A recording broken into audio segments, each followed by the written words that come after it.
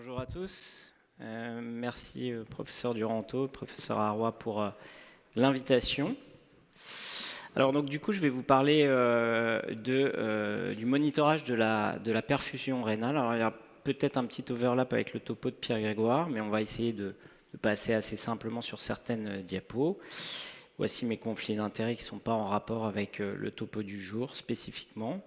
Et donc du coup, moi, je rends hommage au professeur Rinaldo Bellomo, qui est effectivement le pape du Critical Care Nephrology, qui nous a quittés assez récemment. Alors, est-ce que finalement, monitorer la perfusion rénale, c'est un peu mission impossible au lit du malade? On a parlé de la réanimation, on va parler aussi du bloc opératoire, puisque effectivement, on agit souvent des deux côtés. Et je pense qu'il faut poser les bases de qu'est-ce qu'on attend finalement de ce monitorage de la perfusion rénale. La première des choses, en tout cas, en ce qui me concerne, c'est de détecter rapidement un organe qui serait mal perfusé ou hypoperfusé. Ça, c'est la première des choses. Et je pense que tout le monde est d'accord. Quand il y a un bas débit sanguin rénal, a fortiori, la perfusion est quand même pas fantastique. Le deuxième point, c'est peut-être de stratifier les choses et d'avoir peut-être une valeur un peu pronostique de la survenue d'une insuffisance rénale aiguë en fonction de cette perfusion rénale. Le point numéro 3, c'est peut-être guider les thérapeutiques. C'est important, c'est-à-dire que vous utilisez chaque jour des molécules, que ce soit du remplissage vasculaire, des vasopresseurs, on en a parlé largement. Quel est leur impact sur finalement cette perfusion rénale et sur l'optimisation? Et enfin, il faut pouvoir avoir une réactivité assez importante, parce que ce n'est pas parce qu'à l'instant T, c'est ce qu'il fallait au malade, du volume et des vasopresseurs, que 2 heures après, c'est la même histoire. Alors, on en a déjà parlé, je ne vais pas m'étendre là-dessus, juste quelques petites bases de physiologie. Donc, finalement, l'architecture vasculaire, elle est assez complexe au niveau du rein, et vous voyez que le débit sanguin rénal, c'est entre 15 et 25% quand même du débit cardiaque, ce qui n'est pas négligeable, hein. Et donc ça, il faut en tenir compte. Et malheureusement, ça dépend quand même de beaucoup de facteurs, du débit cardiaque, bien sûr, des pressions d'entrée et des pressions de sortie de cet organe. Et ça, c'est regroupé sur le terme pré-rénal. Quand on dit pré-rénal, on a souvent en tête l'aspect artériel des choses, mais comme l'a souligné Pierre Grégoire, bien évidemment, il ne faut pas négliger la composante veineuse. Et la petite particularité, c'est qu'il y a 95% finalement de ce débit qui va essentiellement dans le cortex, et vous voyez qu'il y en a 5% pour la médule. Alors, Pierre Grégoire l'a aussi souligné, je ne vais pas m'étendre dessus, sur l'importance de l'autorégulation du débit sanguin rénal. Et on ne sait pas très bien, et c'est probablement extrêmement variable d'un patient à l'autre, quelle est finalement la plage d'autorégulation de chaque individu. Alors, à part la macro-hémodynamique, on va dire, il y a toute cette composante microcirculatoire du rein qui est, comme on l'a déjà vu, assez complexe, avec finalement 2 réseaux microcirculatoires, un principalement à haute pression, qui est constitué par la partie corticale, le glomérule, etc. Et puis, un réseau capillaire à plus basse pression, qui est constitué par des capillaires qui sont péritubulaires, qui, eux, ont la fonction de résorption du sodé principalement. Alors, on l'a vu, il y a des gradients d'oxygène qui sont extrêmement variables depuis la corticale jusqu'à la médula, et c'est ça qui fait la complexité, parce que quand on parle de perfusion rénale ou d'oxygénation rénale, eh bien, à un moment, il faut savoir qu'est-ce qu'on veut examiner, et c'est ça la difficulté précisément dans l'analyse de la perfusion rénale.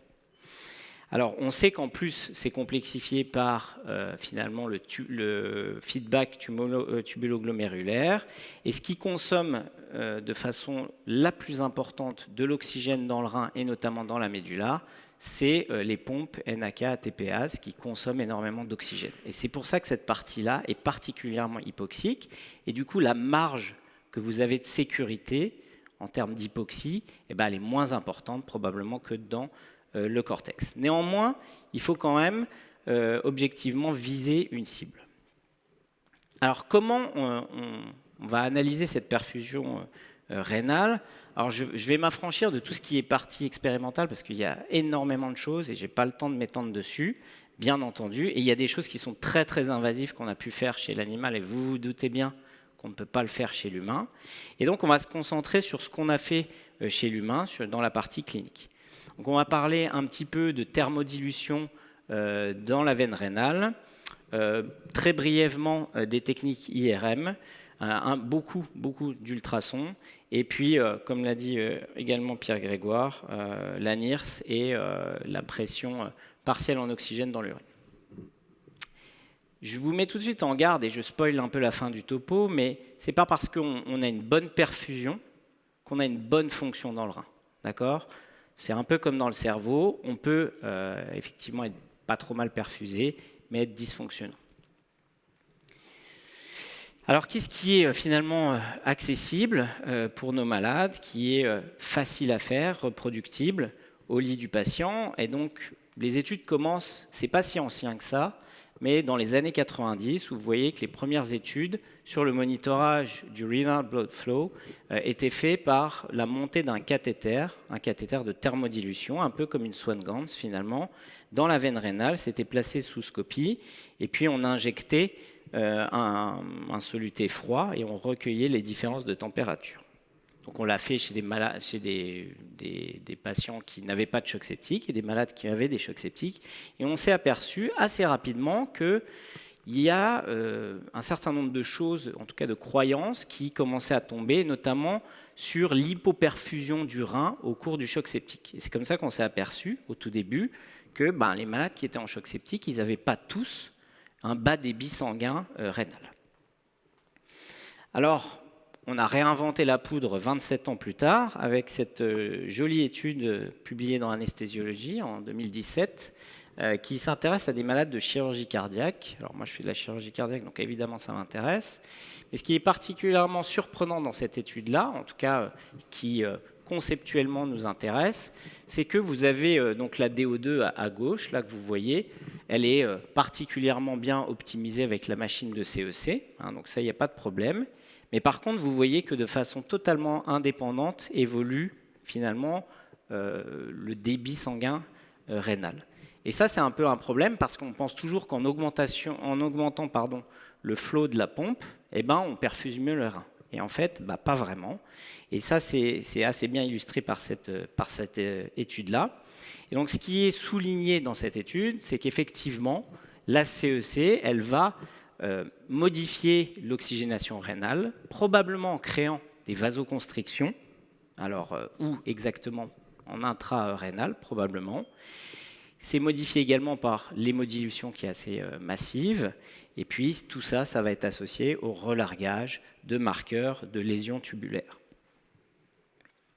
Alors, le rénal Doppler, on en a parlé pas mal, et je pense que c'est un point important parce que on se dit on va calculer des index de résistance. Donc ça, c'est toujours les images des publications qui sont toujours magnifiques, avec effectivement un index de résistance. Donc vous analysez la vitesse systolique moins la diastolique sur la systolique. Grosso modo, ça vous donne cet index. Et puis, vous avez un range de normalité, on va dire, compris entre 0,4, 0,5 et 0,7, qui est le cut-off un peu haut. Ça, c'est la vraie vie. Ça, c'est plutôt ce à quoi ressemblent nos Dopplers. Déjà, on ne voit pas très bien où c'est dans les artères et les veines. Tous les malades, surtout ceux qui ont pris 5 ou 10 kilos d'eau, on a du mal à accéder au rein, il faut être très très honnête. Les Dopplers sont souvent un peu baveux, comme ça, on n'a jamais une super courbe. Et donc, du coup, on a vite fait de faire des erreurs d'appréciation et de calcul. Donc ça, c'est le premier point, et c'est quand même un point technique. Et il faut être très honnête qu'à 3 heures du matin, ce n'est pas nécessairement notre priorité. Et puis donc cet index de résistance rénale, il est quand même influencé par un certain nombre de facteurs qui ne sont pas nécessairement dépendants du rein en lui-même. Donc évidemment, il y a la pression pulsée, donc ça c'est plutôt de la volémie, ok. Il y a la compliance vasculaire, d'accord, c'est le système cardiovasculaire, la résistance vasculaire. Et puis il y a des choses qui sont un peu plus hétérogènes, comme l'index de masse corporelle ou la taille, le fait qu'on soit un homme ou une femme, et puis l'âge. Et donc vous voyez qu'il y a un certain nombre de facteurs qui vont modifier cet index de résistivité, et finalement, l'interprétation devient très contextuelle, quoi. Alors que disent les études? Et là, ça tombe très bien que le professeur Duranto et Anatole soient modérateurs, puisque c'est eux qui ont publié cette étude-là, qui remonte à maintenant à presque 15 ans, un peu moins, 13 ans, qui montrait qu'effectivement, chez des malades, on va dire sélectionnés quand même, puisqu'ils avaient du sepsis ou du polytrum, et ils analysaient cet index, ils le comparaient à l'évolution de la cystatine C dans l'urine et dans le plasma, à J1 et J3. Et en fait, en termes de prédictibilité, cet index faisait extrêmement bien en termes de prévention, en termes de prédiction de l'insuffisance rénale aiguë. Alors vous voyez, la courbe ROC est assez magique. Moi, j'aimerais bien avoir des études comme ça avec une courbe ROC à 0,9. Je n'ai pas la même chance. Et donc, ça a lancé pas mal d'autres études. On en a parlé un peu avant.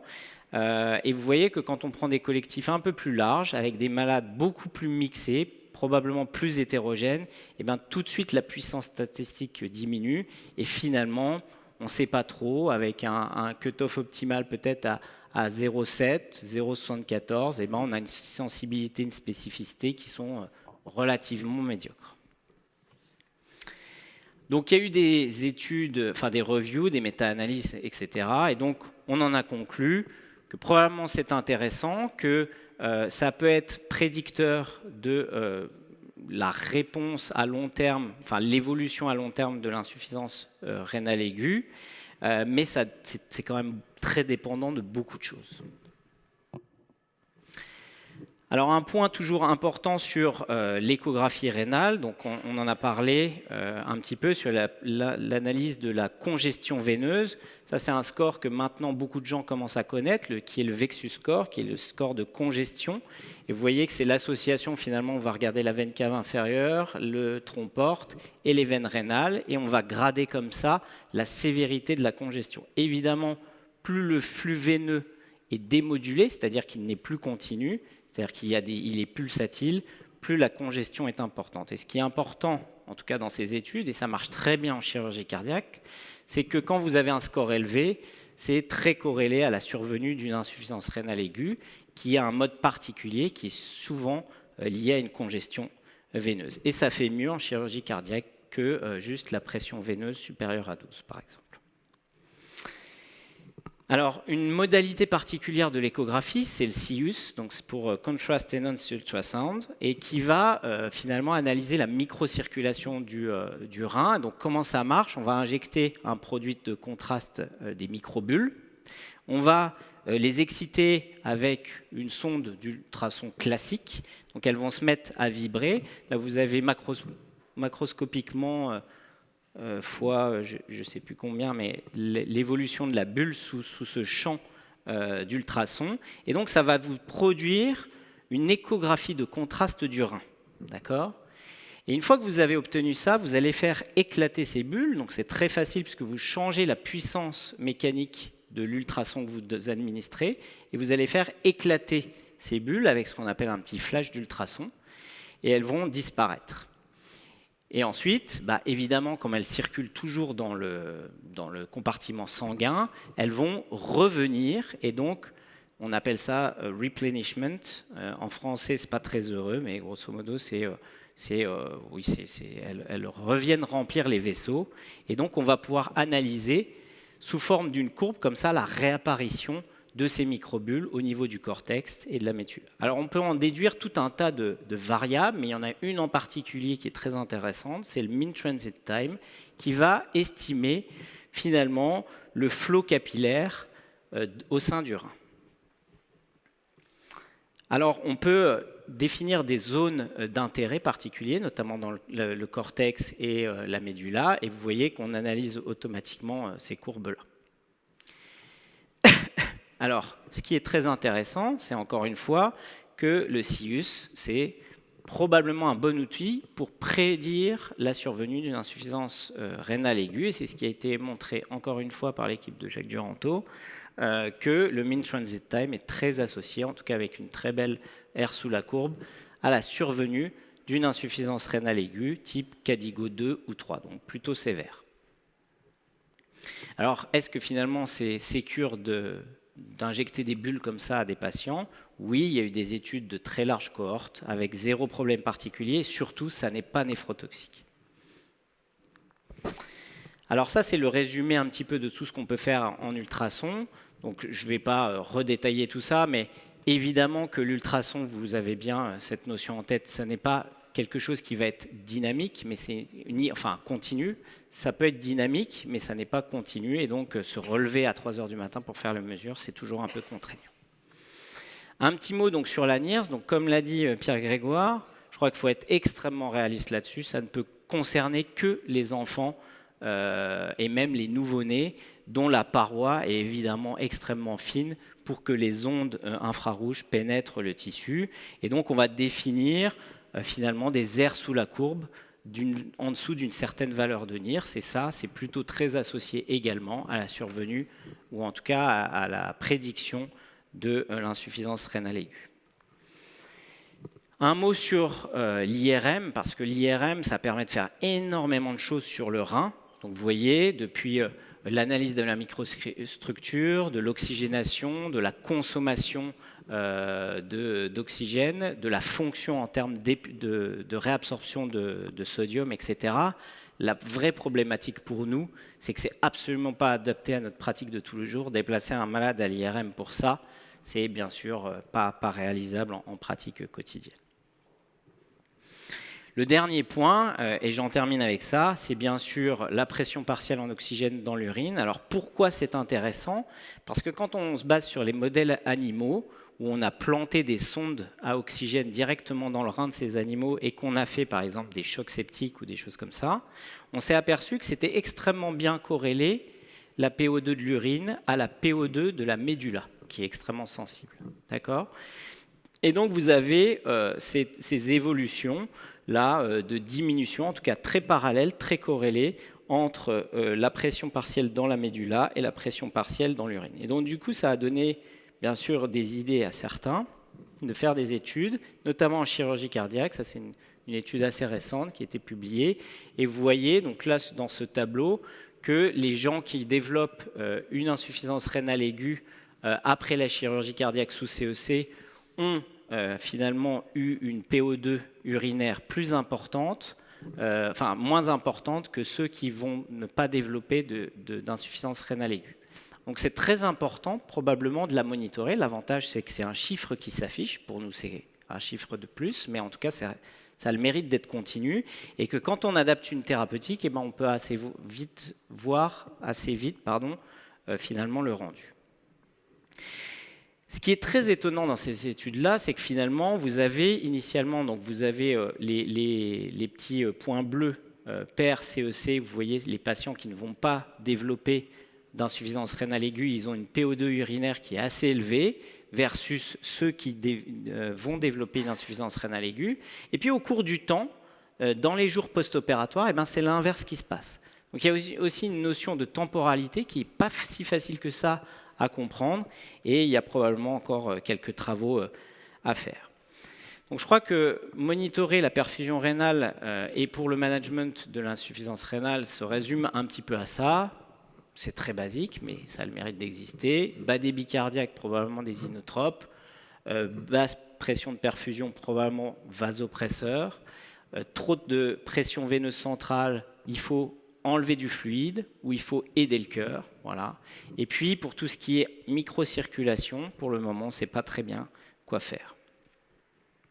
Donc, les messages principaux, c'est ceux-là. Donc, monitorer la pression de perfusion, c'est important pour prévenir la survenue d'une insuffisance rénale aiguë. L'outil le plus intéressant, il reste encore à déterminer, mais probablement que la pression partielle en oxygène dans l'urine peut être intéressante. On peut faire ça sur des gaz du sang de façon discontinue par ailleurs. Le CIUS, c'est faisable, mais c'est vraiment très consommateur de temps. Et puis, bien entendu, l'IRM rénal reste pour la recherche principalement. Je vous remercie.